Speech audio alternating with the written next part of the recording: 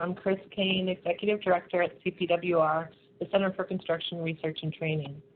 As many of you already know, CPWR and NIOSH are holding this bi-monthly COVID webinar series for the construction industry. You can access recordings from the whole series through the playlist on our YouTube channel. Throughout this webinar series, we've been fortunate to hear from a variety of scientists and public health experts, as well as a small number of industry representatives. Today, we plan to delve further into the practical side of battling the spread of COVID-19 in the workplace by hosting a panel made up entirely of contractor representatives. I really personally want to thank all the representatives who are participating today, as I know you're all very busy. Our four panelists today are Cindy DePrater, Senior Vice President, Chief Environmental Health and Safety Officer for Turner Construction Company. Bob Kunz, Corporate Safety Director for Dimeo Construction Company. Jane Beaudry, Senior HSE Manager at Jacobs. And Rod Weber, Corporate Safety and Health Director at the PENTA Building Group. Thank you all for joining. We'll hear from each of our panelists briefly, and then we'll jump right into questions you all sent in advance during registration. If time allows, we will also take some live questions, so please feel free to type them into the Q&A box at any time. Cindy, I'll hand it over to you now to give us some background on what you're doing at Turner. Hi, everybody. First of all, thanks for the opportunity to be on this panel today. You know, we have really been challenged this year. All of us, I believe, have been so challenged with everything that's happened since the beginning of the year. And sometimes I look up and can't believe it's August and we're still working on this and probably will be for a while. So, you know, we started back in January because we had a lot of jobs overseas. We work in 25 different countries. So I think we maybe had a little heads up that this was coming. And so at that point in time, we started developing even more our pandemic plans, ordering supplies, just large stockpiles of supplies, and then putting together programs and videos and working with our trade contractors to make sure that we were as prepared as we could be. I think the fact that we were an essential business kept us moving in the right direction. But I would tell you that at one point in time, we had about 70% of our workforce, our own internal workforce, working from home. So we had to really pivot in terms of remote work, how we handled that, what was the best PPE to use out on the job, cleaning protocols, you know, everything in terms of flexible work hours and how do you get paid when you've got that many people working from home. And so we've been steadily working through that as a company. And it's, again, it's a challenge, but I think that the fact that we were a little more prepared, I think, than some others has really helped propel us through this in terms of, you know, getting people back to work, mitigation strategies for reopening offices, and then continuation of process, procedure, and protocol to protect everyone that comes on our site. So I'll stop right there. I know we're going to be answering a lot of questions, and so I'll just wait for those. Thank you, Cindy. Bob? Good afternoon, everybody. This is really an honor to be part of this panel, and I just want to thanks to the CPWR for inviting us. So where to begin? Oh my goodness. You know, for us, this started we're not international, a regional player in New England here. And for us, this started in late January. I got word from our purchasing department that we were unable to get N95s. So with that, we dug into what was going on and realized very quickly that there was something terrible coming our way. So the story really starts from the end of January. On the 29th, I put together an internal web page for resources for our team. And we've rather than retracing Cindy's steps, I just thought I'd focus on what we're doing internally to stay on the same page. So I think the pace of learning is just unprecedented. I've been in this business 29 years, and the information that has been put out there over the last 5 months has just been unbelievable, and it's just been difficult to keep up with that pace, if not for the total team effort that we've put forward, including our subcontractors, and to be honest with you, a collective group. The safety professionals in the Boston market and into Connecticut have really coalesced around this issue and have partnered and shared information. It's just been an amazing effort across the board. But to get back to what we're doing internally, we are sharing information. We have a web page, as I mentioned, and we are updating that regularly. We are having weekly team meetings, and whether it's from a safety perspective or just operational perspective. So the level of transparency has been very important to our team and the success of our team. You know, we propped up on our job sites an enormous effort to screen individuals for health and temperature, to set up cleaning and disinfecting protocols, signage, scheduling so we don't have overlapping trades, et cetera. It's just been an enormous effort and an ongoing effort, as Cindy mentioned. I suspect we're going to be in this for several more months to half a year or so. So I'll pass the torch. All right, thanks, Jane.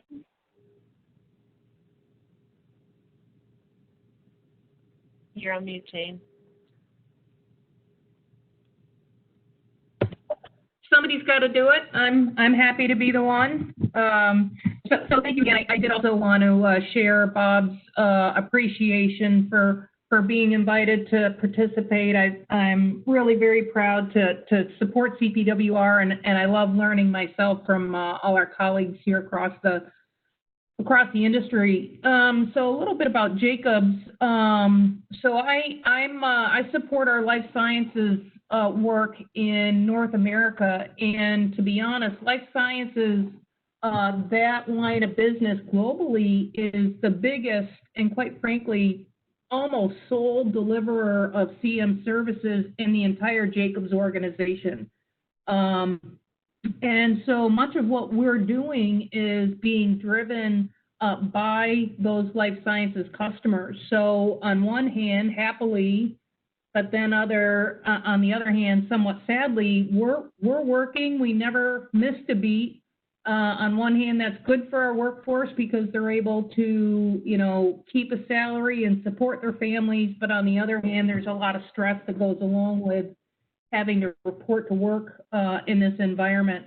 But as Cindy had said, you know, most of what we're doing is considered not only in construction, but our customers that we're supporting is considered essential.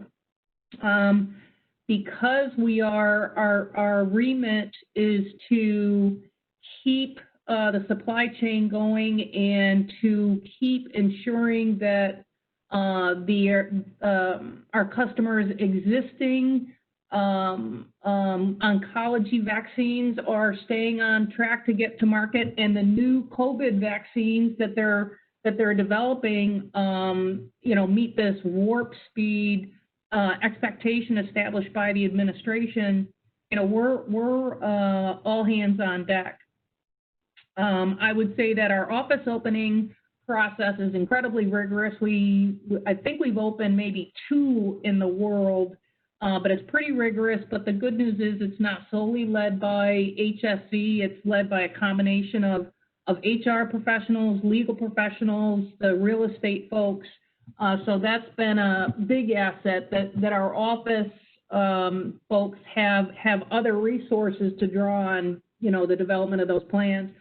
But relative to construction preparedness, initially, because again, we just kept working the day the word pandemic was used. You know, we had to figure out a new way of working, but we really didn't miss much of a beat.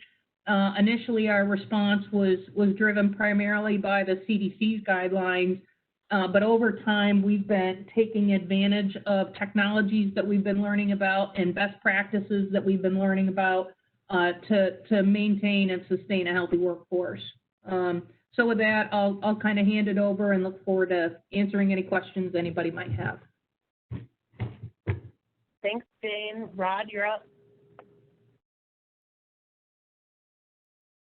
Well, greetings, everybody. It's nice to be participating in this virtual call, and I'll echo the thoughts of the panelists before me that I really appreciate the opportunity to participate and just kind of share what's been going on. I mean, boy, oh boy, this has been a whirlwind of a year. So as you can see, I'm on vacation now in the tropics, and not really. Trust me, I wish I was.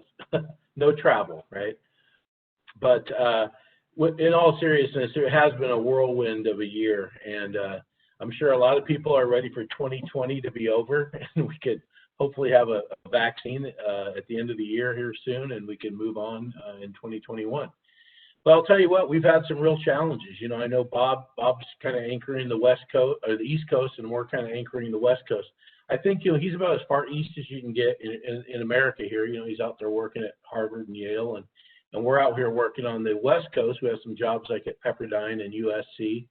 And so I guess we're kind of anchoring the academic world from east to west in America, and then we'll leave it to Jane and Cindy to handle the rest of the world because they're global, and we're certainly not quite that big. So, but I'll tell you what, we have the same challenges. It's tough. It's tough just this year starting out. It was tough just being able to figure out what to do. It was kind of a mad dash. Everyone was trying to grab masks and toilet paper, of all things, right? I know everybody was trying to get supplies, and so I know our yard, we're fully stocked with bleach and toilet paper and hand sanitizer now, more than we probably even need. But, you know, who knows how long this is going to last and what else is going to come our way. So we're keeping our fingers crossed and saying our prayers and hoping everything works out well here soon. But I'll tell you, we have learned some lessons here along the way, that's for sure. It's been a little bit of a moving target, and it seems like we've settled into kind of a stream now where we're able to kind of manage, I guess. Although some of the challenges now are a little different now that they have all the testing going on, so we're finding, you know, more positive cases popping up now than we did originally. So it's a little bit of a moving target still in that regard, but we're certainly learning along the way, and I think we're adapting, right? We're adapting, and we're hopefully meeting the challenge. So anyways, happy to be here with you guys today, and I'll be happy to answer any questions from our perspective and things that we're doing and how we're trying to manage the process. So with that, Chris, I'll turn it back over to you. All right, thanks, Rod. So I'm just going to dive into the questions. We have more than we will get through, and we have 45 minutes ahead of us of Q&A. So some of these questions the panelists have seen because they came in early, but I'm getting lots of them right now that I'm writing down as we speak. So I'll start with some questions around face coverings and masks. And let's try this. I'll just throw it out, and whoever wants to answer may do so. So with face coverings and masks, how about this one? With cloth face coverings now being required on pretty much on 100% of job sites, and the summer temperatures rising, what are some of the guidance that you can give to other contractors besides, you know, additional water breaks to deal with heat stress?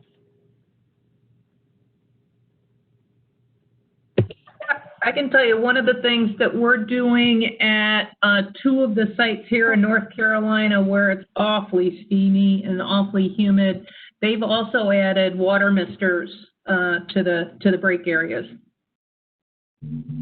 Okay, water misters. Any other suggestions from the panel? Yeah, we published some guidelines in terms of the type of equipment that you can buy that has a lot of anti-fog integrated into, not just filmed over onto the glasses and things like that. But we also encourage people to take more frequent breaks. So every 45 minutes, we ask every trade to stop what they're doing, take a break, get some Gatorade or Squencher or water, and then make sure that they're also taking that time to, what are they going to do for the next 45 minutes? So we get a safety lift off of that, and we also get a way that the workers can just stop, get in the shade, take a break, cool off. Very good. Another great This is Bob speaking. So we generally start speaking about heat-related illnesses in early April, but this year we have had a continuum of conversation regarding heat-related illness in our toolbox talks, in our daily huddles, at the crew level. We've posted even in the porta-johns. So this is the color of your pee. If it's dark, drink more water. On the hot days, to just show a little bit of empathy for the craft, our jobs are handing out popsicles. We're finding that's a good way just to kind of break the edge a little bit. The heat index app that NIOSH has is helpful for the crew leaders to plan their work, gives them an idea what they're going to be confronting over the course of the day, and just encouraging breaks as we're doing our walkabouts, looking for water sources to make certain that the trades are providing the craft with the necessary water and replenishment. It's just an ongoing effort that's been a continuous effort, recognizing not only the masks, but to James' point, it's been just an enormously hot season this year. Great. So that's about cloth face coverings. I don't know if anyone on the panel wants to talk about how that fits into the use of impermeable barriers like plastic shields, be they face shields or permanent type structures, and are you requiring mask use when those type of controls are in place? So this is Rod.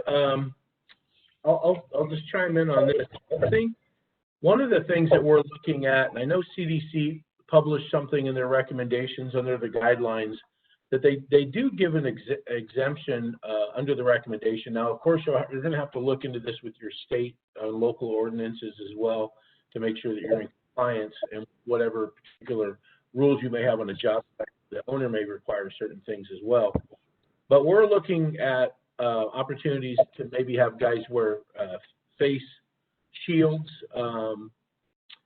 especially when they're not working around other workers. If people are, if they're separated more than 6 feet, we're looking at opportunities such as that. We're also providing some, because here's the deal. I mean, in all reality, the face coverings are adding another layer of potential heat. And we've had several subcontractors say that they've had people go down with heat exhaustion and even heat stroke. One subcontractor told me he had a guy go down with heat stroke, spent a couple days in the hospital because they couldn't get him to stop throwing up, and they were trying to keep his body temperature or fluid level correct. And they're kind of attributing it to the constant use of the face mask in a really hot climate. Down in the kind of southwest United States, there's a lot of real hot days. And so we're looking at some alternatives because it is a potential safety concern. The fact that we don't want the I guess what is the cure to be worse than the disease, right? And so if we're adding a layer of heat onto somebody, we don't want that to cause them to then pass out and die of heat stroke, right? Which is a real potential versus somebody who's not working around anyone. They don't really have a potential of getting COVID if they can wear a face covering, a face shield. So we are looking into some alternatives. We also provided some camelbacks, guys, to wear on their back, where they've got constant water all day long and they're staying hydrated. So we're trying to, be creative. Again, it's a little bit of a moving target here, but we're trying to adapt and come up with solutions. So. Great. Chris, I have on the shields. Yes, we've included some impermeable barriers within our office settings to just create some separation within a field office or even in our business offices. And when this thing started, we didn't have a lot of PPE supplies, so we were working off bandanas initially. And at one point, we even used dinner napkins. We had a relationship with a linen supply company. But early on, we took guidance from basically the minimum level that a clinician would be using, and that was a bandana with a face shield. So we got going using that as a protocol, and there's a couple of owners that we work for that still require the use of a face shield, and it becomes more of a redundancy. So if someone's mask should become displaced, there's a face shield on the other side. But we're still principally using the face shield, and the barriers have been somewhat helpful. We haven't seen it applied in the field. There's been talk about aerial lifts, for example. We haven't actually executed that yet. I'll just add my 2 cents into that as well. So same as Bob, in the offices, in several of the construction trailers, in addition to kind of identifying social distancing for conference rooms and those sorts of things, reduced capacities, at the cubes themselves, they've installed plexiglass shields, maybe 2 to 2.5 feet high, that kind of that surround them, and that's allowing them in those circumstances to take their masks off. And we're doing kind of a belt and suspenders approach in the lifts when we know people have to be in closer proximity to each other than 6 feet. It might be anecdotal, but I think people feel a little bit more comfortable. They'll have a face shield on in addition to the mask. All right. So staying in the same category of face coverings, the question is, what level of wearing masks are you enforcing? Getting feedback, I'm not sure from who, so if you can keep your phones muted when you're not speaking to us. So what level of wearing masks are you enforcing when working inside or an enclosed area as opposed to working outside? Sadly, whether it's right or wrong, we're not making a differentiation. Our customers are really driving that on the projects that we're working at, and they want to see everybody with a covering. So, I think that's challenging, but that's the reality. So we've got to balance that with the, like Cindy said, more frequent breaks, having Gatorade, all the other things that we've talked about. Okay, great, Jane. Cindy? We are not really differentiating either, but what we do is we add a level of safety to the close proximity work. So at 6 feet, inside or outside, you've got to have on a minimum of a 2-layer, 2-ply face covering.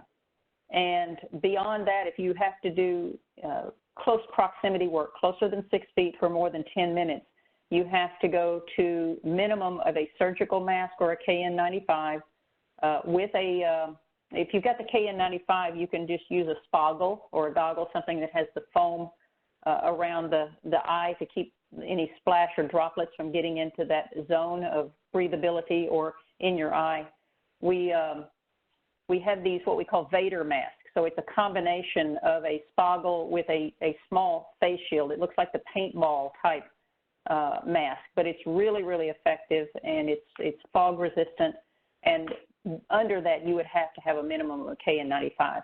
We are trying different things in beta test form with smaller projects. So on one project in Florida, where we have probably 70 acres, we are allowing the workers to, if you get within 6 feet, you've got to put on the mask, but if you're beyond the 6 feet, you can keep your mask down, and of course the same applies for the close proximity work. You have to increase your PPE. Yeah, this is Rod. Oh, sorry. Go ahead, Bob. So yeah, it's like Cindy, close contact work. We've moved to a surgical mask, KN95, and a gasketed glass for the close contact work. If you're not in close contact, we are requiring a face cover. The state of Rhode Island, Mass, and Connecticut, for example, have expectations. So that's more stringent than the CDC or the guidance provided by the CDC and even OSHA. So we have to conform to those standards. And for example, the state of Rhode Island, you need to have easily, continuously, and measurable distance in order to maintain 6-foot social distancing, physical distancing that would be a cab of a machine, for example. So we have to comply with the state guidance and executive orders, but generally we don't discriminate or really have a difference between indoor and outdoor, except for the level of PPE. Great, thanks, Bob. And Rod? Yeah, I'll chime in on this. So we're the same. And we try not to differentiate between indoor outdoor, but I will say, similar to what Cindy mentioned, we do allow in certain situations when guys are up in an aerial lift, or they're up in a scissor lift, they're working by themselves on the ceiling, doing some work inside of a very large structure, and there's no one around within 50 yards from where they're at. We'll let them pull their mask down and keep it around their chin so they can get some fresh air. I mean, we've got guys working in 118-degree weather, right? And they're dying of heat. And so just to keep having that on when there's absolutely nobody around, there's no potential exposure. We made some concessions and let them have it down. That's why we're trying to look into some alternatives, such as the face shield, where it kind of wraps around the bottom, but it gives you some fresh air. So we're trying to adapt to this without creating more of a hazard for guys.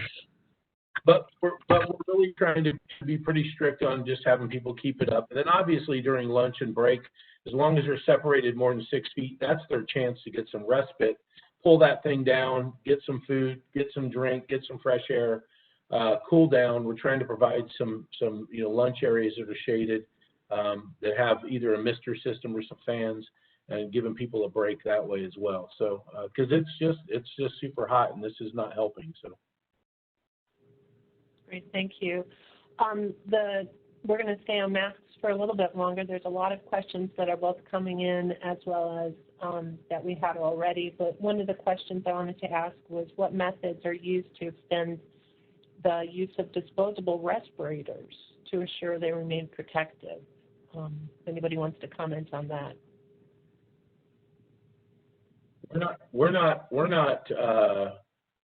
We're only using those disposable face masks like in our office settings. If people come in as a guest or a visitor and they don't happen to have one, or one of our office people wants to bring it.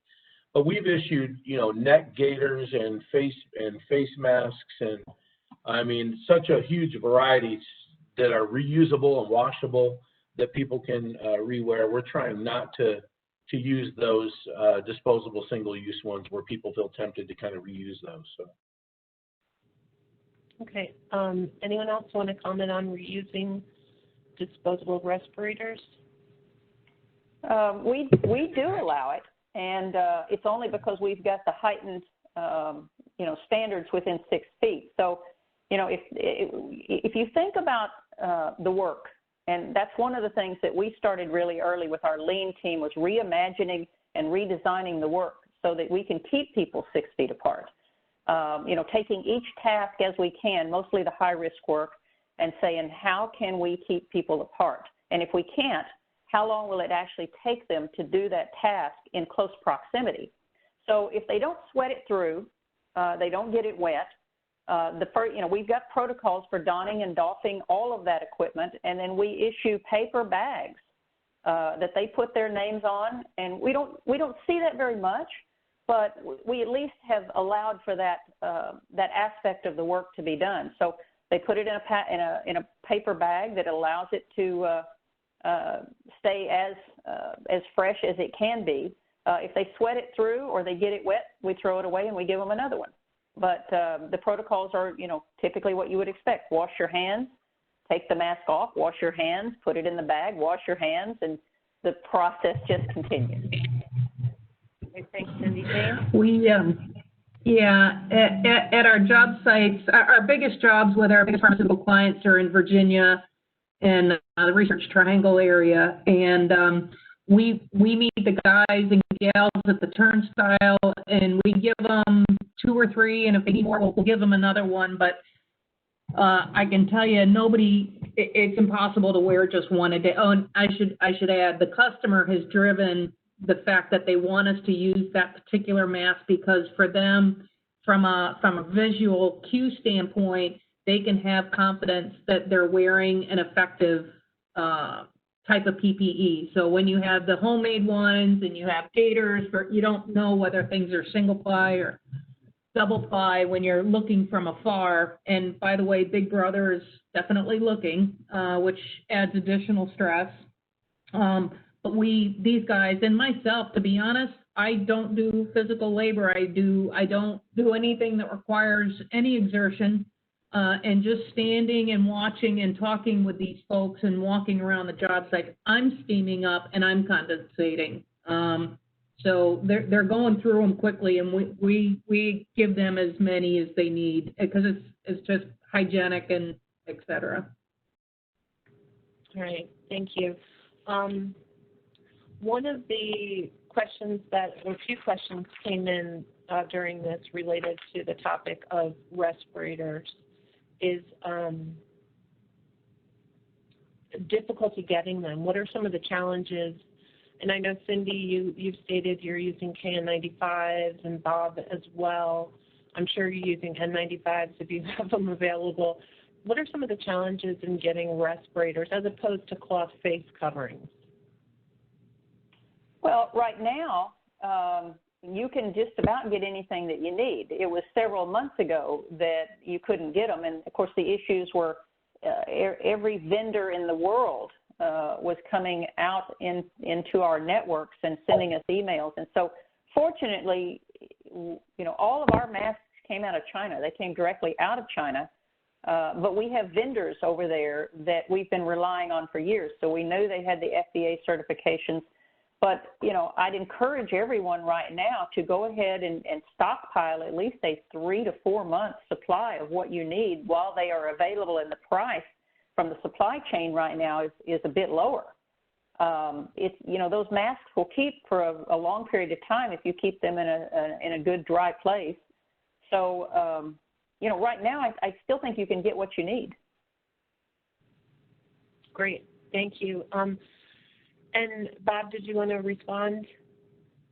No, I think I just want to echo Cindy's comment. Yeah, we are able to get what we need. We are respecting the CDC's guidance relative to purchasing and using N95, so we're really trying to discourage that. As I mentioned earlier, in January, we received heads up that there was going to be a supply chain issue for the N95 respirators. So at that point, we decided to freeze our inventory of N95s for our craft that we use internally. We fit test against an N95 and we need an APF 10. So I wanted to freeze that inventory so that it wouldn't interrupt the flow of work relative to a silica task requiring a respirator, for example. But currently, we don't have a supply chain issue. I'm going to take Cindy's suggestion to stock up a little more because the potential for needing them is real. Okay, great. Those are really good answers. And this just came in on the questions. Can anybody describe some of the challenges that you have if people claim they cannot wear a cloth face covering for medical reasons or for other reasons?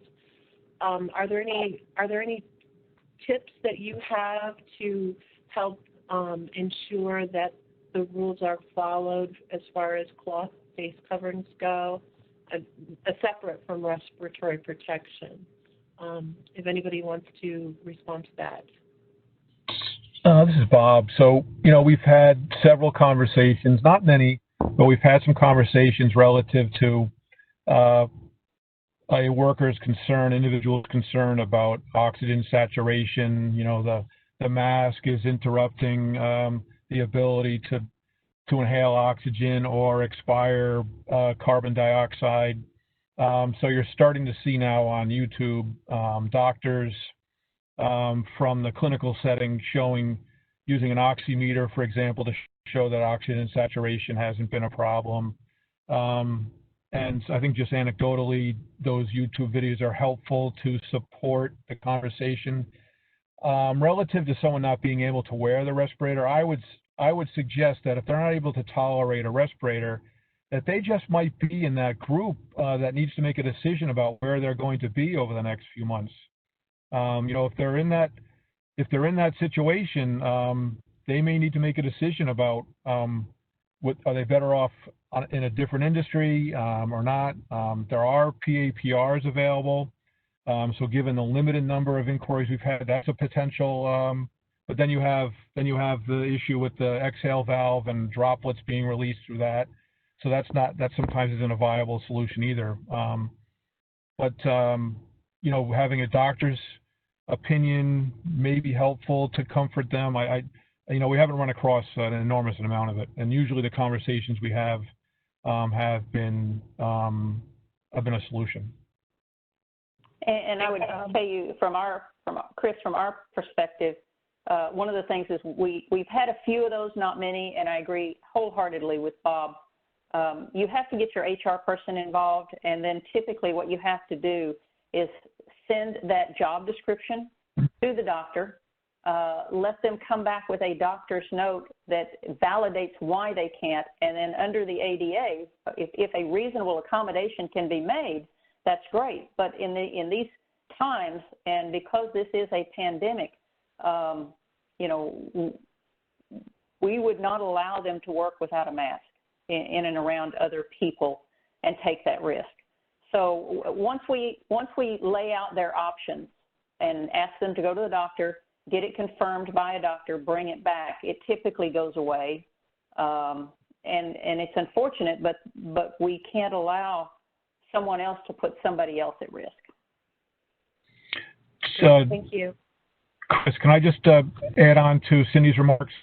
There's a very helpful EEOC document. It's a 2009 pandemic memo. It's too lengthy to go into here, but if you Googled EEOC 2009 pandemic memo, it's an enormously helpful document that really expands on what Cindy's speaking about. Great. Okay, I'm going to switch up the way we're doing this and actually call on people for the next set of questions, because I'm looking at the clock and we've spent a lot of time on face coverings. So one of the questions that came in was, how do you deal with residential multi-employer sites, but also knowing that the contractors on our call don't really deal in residential? I would like to hear particularly from Rod, how do you deal with subcontractors and making sure everyone's on the same page across your job site? So it is a challenge. I mean, I guess it's similar in the fact that residential construction is typically a multi-employer work site, right? And so with most of the large construction companies and most of the large projects that we deal with, probably all the panelists, of course, is multi-employer work sites. And it is a challenge. One of the things is we have standard documentation that we send out to the subcontractors in advance that basically outlines our safety program to them and the fact that they're contractually obligated to follow a program or have a program that either meets or exceeds our program and our expectations. So, I mean, we have our standard documentation for that, but we certainly cover this COVID. I mean, there's nothing like this ever in our history, since we've all been alive anyways, that we've ever had to deal with something of this magnitude. So it is a little bit different. I think, as Cindy said earlier, with, this is kind of unprecedented times, and we're not going to take the risk. So we just let the subcontractors know right up front during the orientation process what's required of them. And we do have risk mitigation officers that are assigned to each project that go out, and their sole job is to really educate, monitor, and enforce the COVID regulations that we've established, to be in compliance with federal and state requirements and local ordinances as well. And so we do have that in place to kind of help monitor that. And then we're constantly just trying to reinforce it by all of our personnel that are out in the field and trying to remind the subcontractors. We've had a couple of jobs, to be honest, where the owners come in and they've had their own COVID monitor, and they've come in and they've found, violations where a subcontractor wasn't wearing a face mask all the way up. It was only covering their mouth, not their nose. And so we've gotten written up by an owner, by one of their COVID reps.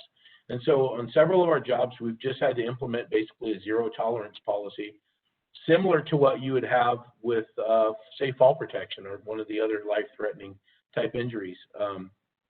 And so we've moved to that on several of our projects. And so it is a challenge, I'll tell you that. It certainly is a challenge, but it's one that you just have to try and gear up and make sure you've got personnel, everybody working in that direction to make sure we're managing it. Great. And I wanted just to thank you and move on to the idea of disinfecting. All the recommendations call for cleaning and disinfecting high-touch surfaces. So I was wondering if, Jane, if you can perhaps talk a little bit about the procedures that you see in place at Jacobs as it pertains to cleaning high-touch surfaces. Another question has come in during this webinar. Do you have somebody assigned to do it, or how is that managed? Yeah, well, the easiest one to address and speak to first is inside the construction trailers. And we have not only dedicated people to do that, we have dedicated people per trailer complex, so they're not cross-contaminating, I guess. And then, of course, all over in the shared spaces, for example, in the conference rooms or in the break areas by the coffee pots and all those things. There are sanitizers for personal use kind of all over the place. At the construction sites, I think that's a little bit more difficult, but what I've seen, I have in my mind's eye at least 2 of the 3 large projects. They've got large gallon jugs with the squirt tops of disinfectant, for example, at common areas, say stairwells or whatever. But I think, quite frankly, what they're doing is relying on the PPE, their gloves and those sorts of things to be a barrier as they're kind of doing their work throughout the day. And then, the gloves come off when they're going to the break tents or the break areas. They're sanitizing again, but there's no attempt at sanitization relative to the construction equipment, to my knowledge, or tools or materials that are in the site. All right. I'm wondering if someone cleaning constantly. What's that? I'm sorry. I was going to follow up with another question. Okay. I'm just wondering if someone else had some insight or, particularly how the procedures involved with cleaning shared tools or other types of equipment like that. Bob, did you have?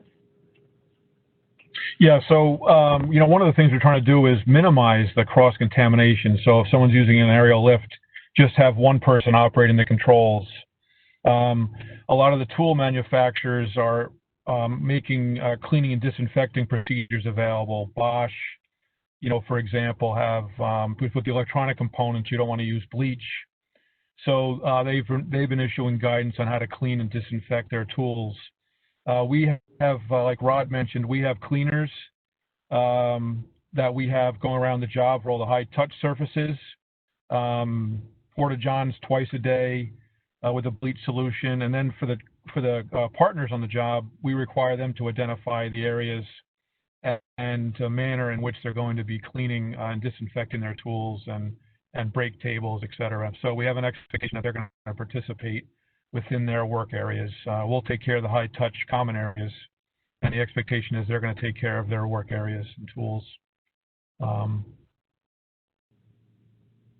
Great, Chris, thank can you. I add just one thing to that very quickly? Don't forget when you're doing all of this to inspect, to document, because we don't know where the workers' comp claims are going to be coming from down the road. And so it's really important that you set up something to do that. And then also don't forget to start looking at this winter when you start closing in and the air gets drier. We're starting to plan ahead now for the fall and the winter. And not only do you have COVID, but you got the flu, and then how are you going to keep the air movement going? How are you going to clean? What are you going to disinfect? And how does all of that tie together? Yeah, that's a good point. Can I add something here, Chris? I don't want to belabor this point with the disinfecting, but to Cindy's point, the documentation piece is huge because in the state of Nevada, OSHA is actually enforcing the governor's ordinances. And so they're out there trying to, they're doing COVID sweeps basically, and they're looking, they don't even come on site. They stand off site, take photos of the job. They see people standing within 6 feet, they're issuing citations. They see people with masks on. We've already fought a couple of those in an informal conference, and one of the things we provided was proof that we had COVID monitors out there disinfecting and spraying. So I had our safety managers take pictures of the process, and they documented not only that we have a checklist they're filling out each day, but we have photos documenting and kind of chronicling their day and how they're disinfecting and what they're doing as evidence. So, and that seemed to help us with that particular issue. So thanks, Rod. I wanted to just, you made me think of something that the state of Nevada has specific orders from the governor's office. Bob mentioned, I think 3 states in your region where there's specific state guidelines.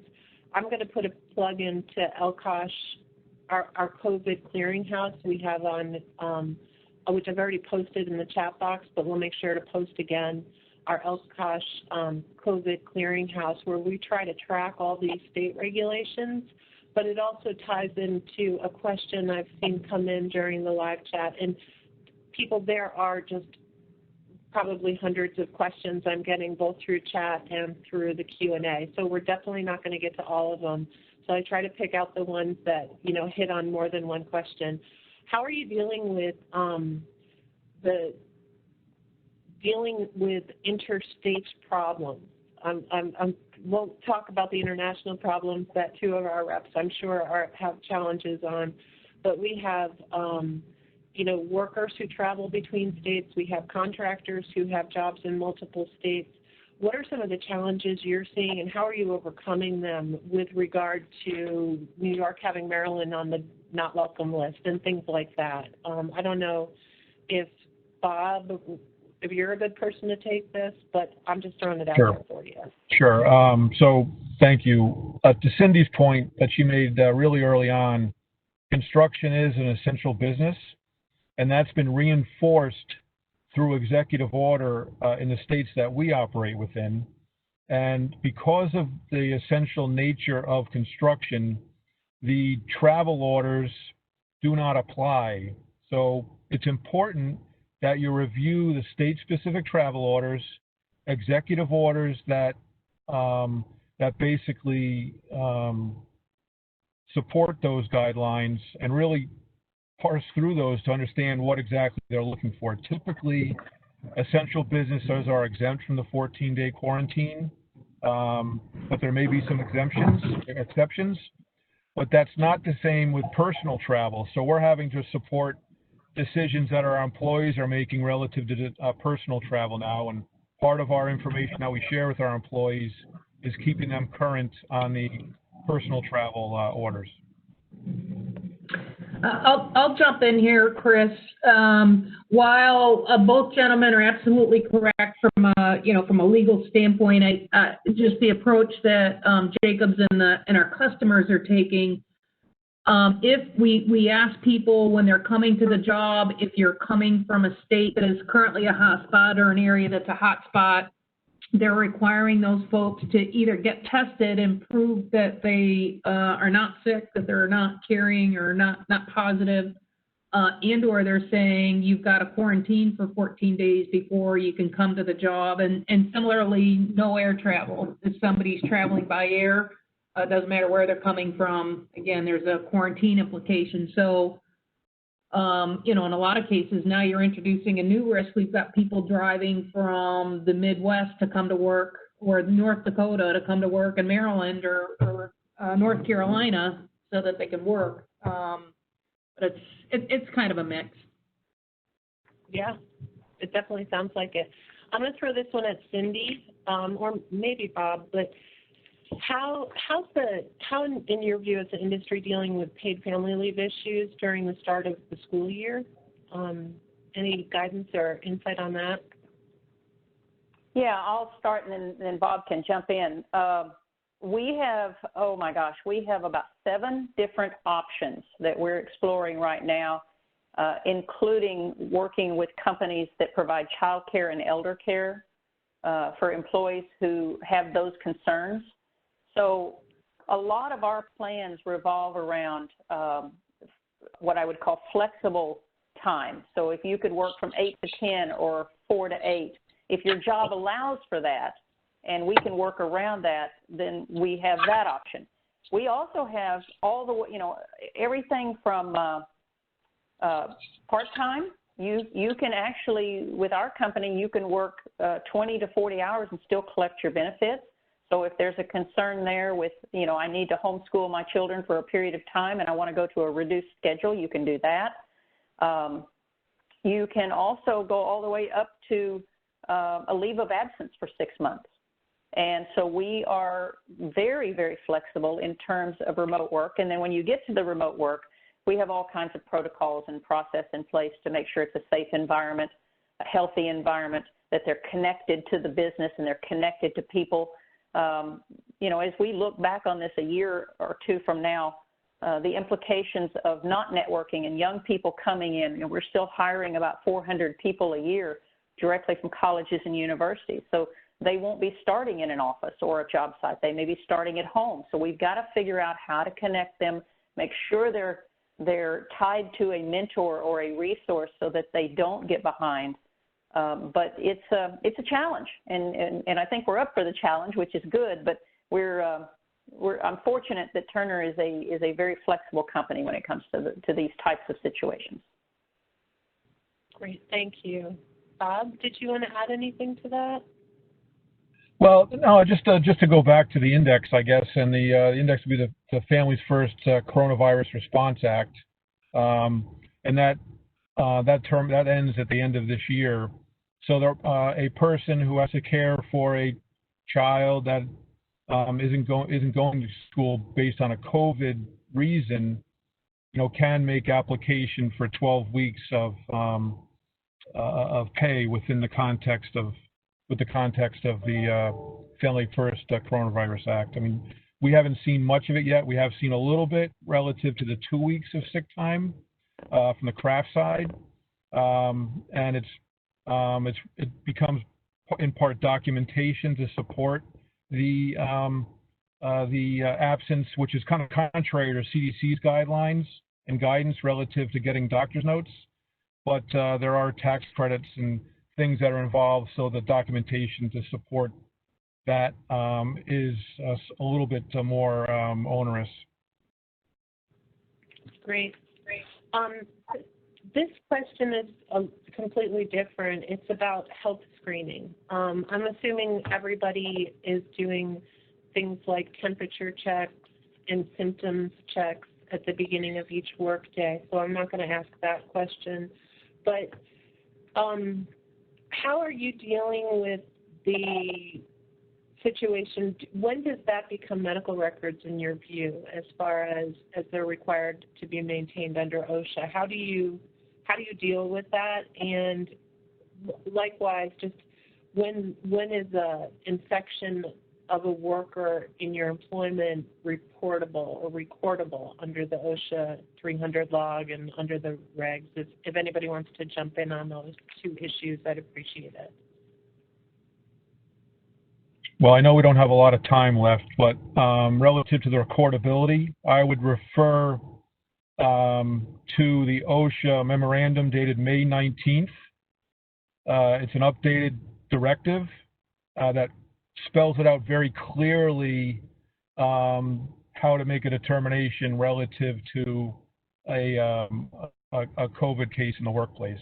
So I don't know that I want to, I think it's better that you really go to the May 19th OSHA record keeping directive, and it's very clear on how to make that assessment. Yeah, I'll just add to that. that, you know, California came out with kind of a presumption of guilt, so to speak, that you were responsible for any COVID case, and they've since kind of backtracked on that a little bit, and they've basically come out with a guidance as well that I would just recommend everyone go on to the Cal OSHA website and read it. But in essence, it's basically giving you some type of wiggle room to say, hey, we investigated this, we did contact tracing. There's no way to really be able to determine that it came from our job site, from a workplace, and therefore it doesn't necessarily require reportability. But again, I would echo Bob's sentiments that you should really go to to whatever your state you're working in, go to their OSHA website. If it's a federal program that they're falling under, then go to the Fed site, and it's very clear there. They describe how to determine reportability of a COVID case. So. And Chris, as far as the collection of data from these self-assessments, remember, it's not really a HIPAA issue, it's an ADA issue. So when you're self-assessing, we try not to collect any names. If someone answers yes to one of the typical questions, you know, they're sent for a second interview, told to go home. And at the end of the day, if we're collecting that information electronically, all we're looking for is really the pass-fail, and that the person was identified and sent home. And then they're dealt, you know, they have to go to their medical provider. But as long as you're not, you know, keeping a lot of records for a long period of time on those self-assessments, then you're not in violation of the ADA. Thank you. I'm going to end the questions there because we're coming up at the top of the hour, but I did want to offer each of you just a moment for any closing thoughts or remarks. You saw some of the questions. Is there something that you wanted to communicate that hasn't been asked or you haven't said? Cindy, since you're up on my screen, why don't you go ahead and do some closing remarks? Yeah, mine will be, yeah, sure. Mine will be very, very quick. First of all, thank you for the opportunity to talk to, you know, almost 300 people today. If you have questions, you can feel free to reach out. But, you know, just remember this is challenging times, and we've probably got another year of this. You know, the fatigue factor is going to be real. The stress factor is real. The fear is real. And, you know, it's going to be interesting that one of the things that we're going to look back on, at least within Turner, is that during the first period of the year, there were very few incidents happening. And I don't know yet whether that is going to be, due to people reimagining and redesigning the work, working slower, working more cautiously, not wanting to go to the hospital. But there's this real effect going on there that we somehow have to harness, that during COVID, there could be some good come out of this in terms of reduction of worker injury and fatality. And I think it behooves all of us to try to study that as much as possible and see what created that effect. I'll jump in.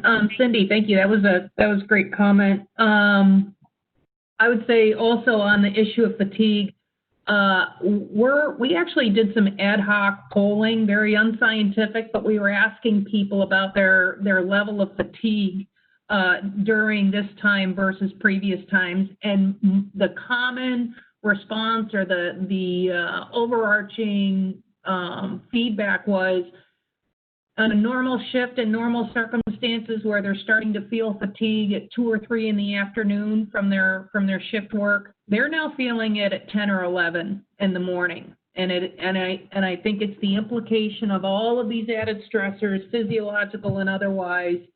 And I think that's a major concern. It's certainly a major concern of mine. They don't have a lot of gas in the tank at the end of the day. And Cindy, while I'm thrilled that your experience, your incident frequency and or severity has dropped off, and that's wonderful. We've actually experienced the opposite, and it's a little nerve-wracking because you don't have in your metrics, did COVID make, is this a COVID problem? No, they're distracted, lost situational awareness, any number of things. But I have a feeling, at least for us, that there's a bit of a ripple effect, not entirely, but I'm fearful that there has been. And I'll Bob, I'm going to let you close it out. I want to piggyback on what Cindy and Jane both said, and we're experiencing a little bit of the same. I think actual, like, recordable type injuries and hospitalizations, and certainly those things are down. So the severe type injuries, I think, are kind of down. But we have had a rash of incidents in general happen, and I would definitely say that there's some intangible effect, be it psychological, emotional, or whatever the stressor is, that there's just kind of sometimes a distraction. And I would just encourage everybody on the call that I would say the fatigue is real, but one of the fatigues is that people are fatigued on hearing about COVID. It's unbelievable the amount of attention that we have and the focus that we have on COVID, right? Whether it's through the news that we watch, whether it's the newspapers, whether it's people talking about it, it becomes exhausting. And I think people are to the point where they're exhausted talking about it and hearing about it. I'm not saying to back off of that, but I would just caution everyone to say, don't become so focused on COVID that you lose sight of the fact that we have plenty of other hazards that could literally kill somebody at any given time on a job site, much worse and much quicker than COVID ever will, and probably we need to be paying attention a lot more to some of those things. And there certainly has been a distraction this year on some of those issues. So I just encourage everyone not to take it easy on the COVID stuff, but don't lose focus of our true hazards that are out there with regards to safety. So, and with that, I'm going to turn it over to Bob. Thanks again for allowing me to be part of the call. Yeah, thank you all, and I enjoyed being on the panel. So this is what I'm going to end with: active listening. So there is fear, there is anxiety that exists within the workplace. Sometimes it's observable, and sometimes it's not. I've been using active listening. It's a skill that I picked up through the Foundations for Safety Leadership. So I've been using it for self-help. I took a mental health first aid course not too long ago, so self-help is important. I recognized in myself that I was stressed, so I made a decision to use active listening, and I pick a target in the morning. I want to listen to the birds today. So I'll take a walk through the village and I'll listen to the birds, a sense of normalcy. And for me, that's been grounding and refreshing and re-energizing. Now, when you're in the workplace, are you taking the time to observe somebody? How are they dressed? Are they wearing 4 masks and 5 sets of surgical gloves? Are they standing off from everybody else? What's the content of their emails? Are they sending you things on antibodies? So there are cues and clues that you can find. You just have to actively listen to the folks that you're interacting with. And through that, I believe you can support them at even a higher level than you currently are. Thanks, Bob. Thank you. Thanks for that plug for the FSL, Foundations for Safety Leadership Training, which is a free curriculum developed under the leadership of one of our exemplary researchers, Linda Goldenhar, who's on the call. So I just wanted to close out by really thanking the panelists. You're fantastic people, and I know you're very busy, so I wanted to end on time. Even though Jane's offered to talk about contact tracing, we haven't gotten much into what happens when someone is diagnosed on the disease. How do you do contact tracing? What is your experience? All those questions we haven't gotten to, but we will in future webinars. We'll figure out how to tie that back together. But I just wanted to, thank the panelists and thank everyone who's still on the participants list. This is such an important topic, and the science is moving so fast, and it's really tough to keep up. And I read about a paper every day, or shall I say, I skim a new scientific paper every day, and it's real. I mean, we're dealing with new information on gators not being good or actually potentially increasing airborne spread. We're dealing with exhalation valves on respirators, which I've corresponded with Bob about, because are they good at, but do they stop droplet spread? I think the jury's out on that, and luckily, so there's some scientists at NIOSH investigating that issue. We're dealing with the fact that this is airborne and that it is not just droplet spread. And so this is challenging for all of us, and we just have to keep trying our best to follow the science and adjust accordingly and be open to changing our expectations and our positions on these issues as we learn more. Just a final plug, I've posted again a link to our COVID clearinghouse where we're trying to track that science. We're trying to make it available to everyone. We're trying to track example programs. We're trying to track best practices. A lot of that's come from the panelists on this webinar and other folks in the industry. And we're trying to track all the state regulations in the governor's order. So we try to keep everything there in one place. So please avail yourself of that free resource. And with that, thank you all very much. I appreciate your time. I know you're very busy, so I'm going to close up the webinar now. Have a great day.